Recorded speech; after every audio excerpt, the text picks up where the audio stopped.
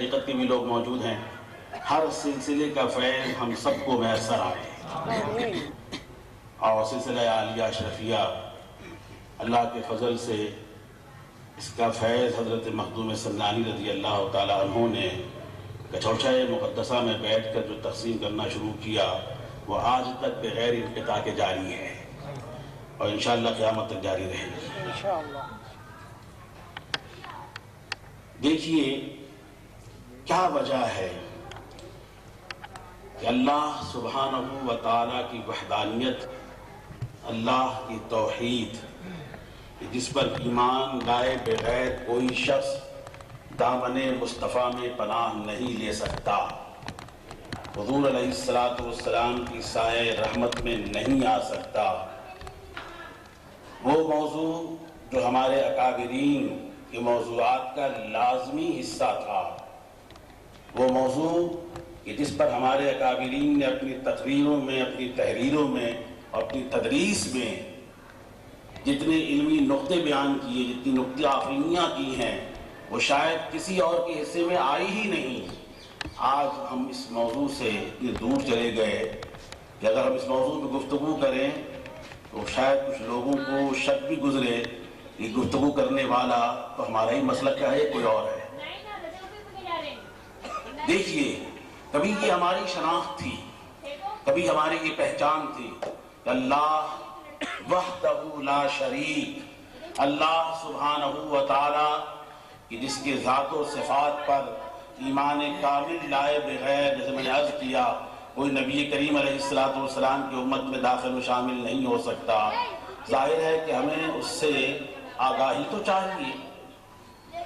ہمیں معلوم تو ہونا چاہیے کہ اللہ تبارک و تعالیٰ کے ذات و صفات کے بارے میں، اللہ تبارک و تعالیٰ کے اقوال و افعال کے بارے میں، اللہ تبارک و تعالیٰ کے احکام کے بارے میں اسلام کا بنیادی عقیدہ کیا ہے، بنیادی تصور کیا ہے، بنیادی پیغام کیا ہے۔ آج کا نوجوان تو بہرحال اس سے بہت دور جا رہا ہے، چلا گیا ہے، بے بہرا ہے، اور اس پر ایک مستضاد یہ ہے، بہت ہی خطرناک بات یہ ہے کہ اس موضوع کے حوالے سے، اللہ سبحانہ و تعالیٰ کی وحدانیت توحید کے حوالے سے یہ تاثر دیا جاتا ہے، یہ تاثر دیا گیا اور دیا جا رہا ہے کہ شاید یہ مسلک حق اہل سنت و جماعت کے جو لوگ ہیں، جو بزرگوں کے ماننے والے ہیں، ان کی بنیادی موضوعات میں سے کوئی داخل و شامل ہی نہیں ہے۔ کیا وجہ ہے؟ ہم نے کیوں تقسیم کر دیا؟ آج اگر کہیں توحید پر گفتگو ہو تو ہمارے ذہنوں میں یہ کیوں آتا ہے کہ گفتگو کرنے والا ہمارے مسلک کا نہیں ہے؟ اللہ اکبر، اتنی بڑی سازش کی گئی، ہم اس سازش کے شکار ہو گئے، اور اس کے اثرات بد اس زمانے میں آ کر نمایاں ہو رہے ہیں، اور خاص طور پر چونکہ ظاہر ہے کہ یہ زمانہ میڈیا وار کا زمانہ ہے، اور میڈیاز پر آ کر کوئی بھی شخص جو گفتگو کرتا ہے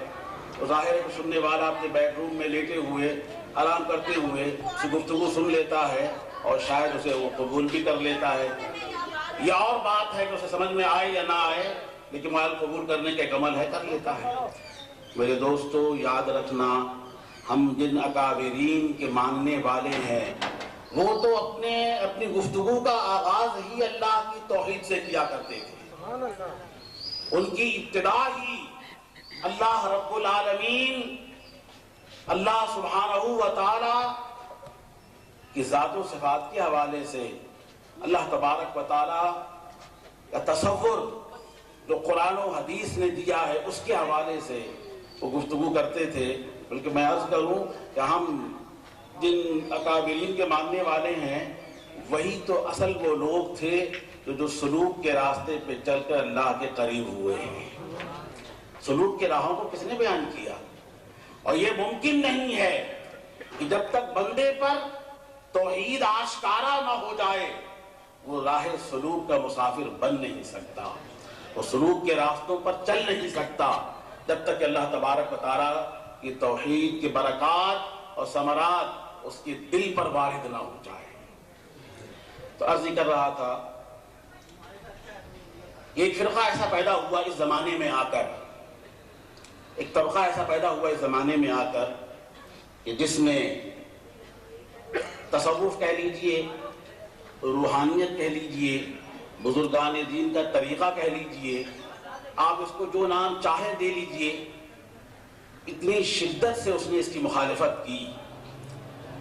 کہ سننے والے کے ذہن میں، اس کے قلب میں یہ بات آئی، داخل کی گئی، یہ تصور دیا گیا اور یہ اس کے سامنے واضح کیا گیا کہ یہ جو تصور ہے تصوف کا، روحانیت کا، اس کا اسلام سے کوئی تعلق نہیں ہے۔ اگر آپ کو اس طبقے کے لوگوں کو پڑھنے کا اگر موقع ملے تو آپ پڑھیں گے تو حیران ہو جائیں گے۔ آپ اگر ان کی باتیں سنیں گے تو آپ حیران ہو جائیں گے کہ یہ کس دنیا کے لوگ ہیں، کیا کہنا چاہ رہے ہیں۔ بہرحال یہ موضوع بہت طویل ہے، مختصراً عرض کر رہا ہوں کہ انہوں نے آ کر یہ تاثر دیا